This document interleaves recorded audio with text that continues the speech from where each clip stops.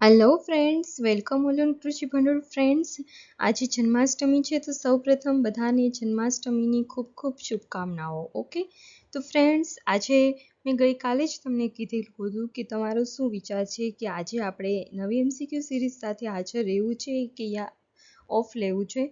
આજનો દિવસ તો તમારા એક કમેન્ટ્સ હતી કે મેડમ તમે ખાલી એમસીક્યુ સિરીઝ ચાલુ રાખો, અને ઘણાની એવી પણ કમેન્ટ્સ હતી કે મેડમ તમે એક દિવસનો રેસ્ટ અથવા તો બ્રેક લઈ શકો છો। તો થેન્ક યુ ફર્સ્ટ તો જેમને પણ કમેન્ટ્સ કરી છે એ લોકોને। અને હું આજે તમારા માટે એમસીક્યુ સિરીઝ તો લઈને આવેલી છું, બરાબર છે। તો once again happy Janmashtami to all of you. Okay, તો ફ્રેન્ડ્સ, કૃષિ ભંડોળ ઓલવેઝ તમારા માટે હાજર છીએ। ઓલવેઝ તમારી જે પણ કમેન્ટ્સ હોય છે એને અમે લોકો એપ્રિશિએટ કરીએ છીએ, અને એ જે કમેન્ટ્સ હોય છે એને રિલેટેડ અમે વર્ક કરવાનું પણ સ્ટાર્ટ કરીએ છીએ, બરાબર છે। તો સ્ટાર્ટ કરીએ આજની આપણી કરંટ અફેરની સિરીઝ। ઓકે, તો ફર્સ્ટ આપણો ક્વેશ્ચન છે કે રોજિંદા જીવનમાં એક વ્યક્તિએ કેટલા ગ્રામ ફળોની જરૂર આહારમાં હોય છે। તો ફળોની 92 ગ્રામ જે હોય છે ફળો, એની આપણે રોજિંદા જીવનમાં ફળની મતલબ આહારમાં જરૂર હોય છે, બરાબર છે। ત્યારબાદ છે national research centre for banana ક્યાં આવેલું છે। તો national research centre for banana એ તમિલનાડુ ખાતે આવેલું છે, બરાબર છે।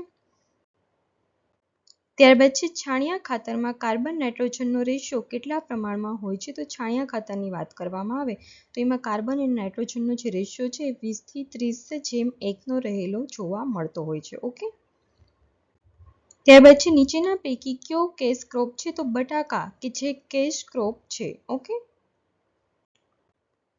ત્યારબાદ છે શેરડીની કઈ જાતમાં ઓછું સુક્રોઝ અને વધારે રેસાનું પ્રમાણ આપણને જોવા મળે છે।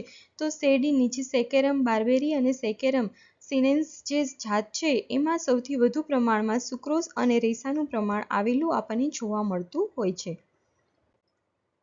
ત્યારબાદ છે વિટામિન સીની ઉણપથી કયો રોગ થાય છે। તો વિટામિન સીની ઉણપથી સ્કર્વીનો રોગ થાય છે। અને વિટામિન સી એ કયા ફળોમાં સૌથી વધુ જોવા મળે છે। તો વિટામિન સી જે ખાટા ફળો હોય છે, જે લાઈમ હોય છે, એમાં સૌથી વધુ આપણને જોવા મળતું હોય છે। ઓકે, ત્યાર પછી વિટામિન સીને બીજા શેના તરીકે ઓળખવામાં આવે છે। તો વિટામિન સી કે જેને આપણે એસ્કોર્બિક એસિડ તરીકે પણ ઓળખીએ છીએ, અને એ જે એસ્કોર્બિક એસિડ છે એ ખાટા ફળોમાં સૌથી વધુ માત્રામાં રહેલું આપણને જોવા મળતું હોય છે। ત્યારબાદ છે વિટામિન B12ની ઉણપથી શું થાય છે। તો વિટામિન B12ની ઉણપથી એનિમિયા નામનો રોગ થાય છે। ઓકે, ત્યારબાદ છે મેંગીફેરા ઇન્ડિકા નું સામાન્ય નામ શું છે। તો મેંગીફેરા ઇન્ડિકા કે જે કેરીનું નામ છે, કેરી છે એ સામાન્ય નામ છે, અને મેંગીફેરા ઇન્ડિકા કે જે વૈજ્ઞાનિક નામ કેરીનું છે, બરાબર છે। અને જો એનું આપણને ઉદ્ભવ સ્થાન કેરીનું પૂછે તો બર્મા છે, મ્યાનમાર, બર્મા। ઓકે,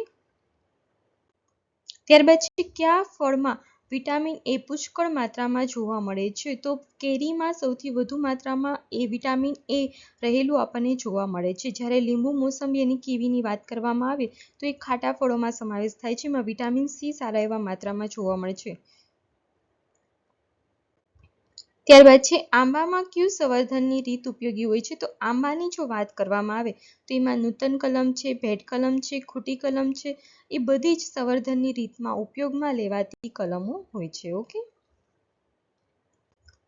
ત્યાર પછી કોના શરીરમાંથી મધ જેવું ચીકણું જે ઝરણ હોય છે એ ઝરતું હોય છે। તો મધ્યો છે એ આંબામાં આવતો એક ટાઈપનો જે જીવાત છે, અને એના લીધે જે આંબાના પાન હોય છે એમાં ચીકણું પ્રવાહી જેવું છે, મધ જેવું હોય છે એ ઝરતું હોય છે। અને એ જે ચીકણું પ્રવાહી જે ઝરતું હોય છે એ શું થાય છે તો કે જે આંબાના પાન હોય છે એની સપાટી ઉપર ફેલાઈ જતું હોય છે, બરાબર છે। અને એ જે સપાટી ઉપર આવી જતું હોય છે એના લીધે આપણે જે પ્રકાશ સંશ્લેષણની ક્રિયાઓ થતી હોય છે સૂર્યપ્રકાશની હાજરીમાં, એ અટકી જતી હોય છે।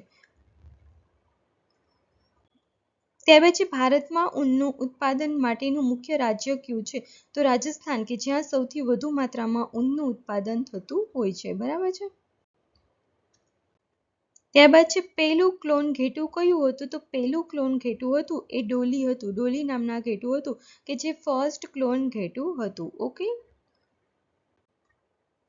ત્યારબાદ છે સાયલેજ બનાવવા માટે કયો મુખ્ય પાક હોય છે। તો સાયલેજ જો આપણે બનાવવું હોય તો મકાઈ એ મુખ્ય પાક તરીકે એમાં યુઝ થતું હોય છે, બરાબર છે। તો ફ્રેન્ડ્સ, આજની આપણી જે MCQ સિરીઝ છે અહીં ખતમ થાય છે. આપણે ફરી મળીશું નવા વિડીયો સાથે, અને જો પોસિબલ હશે તો આજે અમે બીજા વિડીયોઝ અપલોડ કરશું. રેકોર્ડિંગ કરવાનું બધું જ બાકી છે, કેમ કે અમે આજનો દિવસ બ્રેક માટે જ વિચારીને રાખ્યો હતો, બરાબર છે. પરંતુ તમારી કમેન્ટ્સ હતી કે મેડમ તમે MCQ સિરીઝ લઈને આવો, તો અમે જરૂર તમારા માટે લઈને આવ્યા છીએ આજે, બરાબર છે. તો જોઈએ, જો અમને ટાઈમ હશે તો અમે બીજો વિડીયો આજે અપલોડ તમને તમારા માટે કરશું. બાકી આપણે જે રેગ્યુલર જે છે એ કન્ટિન્યુ રહેશે, ઓકે, નેક્સ્ટ ડેથી. તો ફ્રેન્ડ્સ, તમે આપણી ચેનલ કૃષિ ભંડોળ છે એને લાઇક કરો, શેર કરો અને સબસ્ક્રાઈબ કરો, ઓકે. અને જે પણ નવા ફ્રેન્ડ્સ આપણી જોડે જોડાય છે એ લોકોને જો ટેલિગ્રામ ચેનલમાં જોડાવવું હોય તો લિંક છે એ ડિસ્ક્રિપ્શન બોક્સમાં આપેલી છે, તો તેમનો યુઝ કરીને તે લોકો આપણી જોડે ટેલિગ્રામ ચેનલમાં જોડાઈ શકે છે, okay. Thank you. And once again, happy Janmashtami. Okay, bye.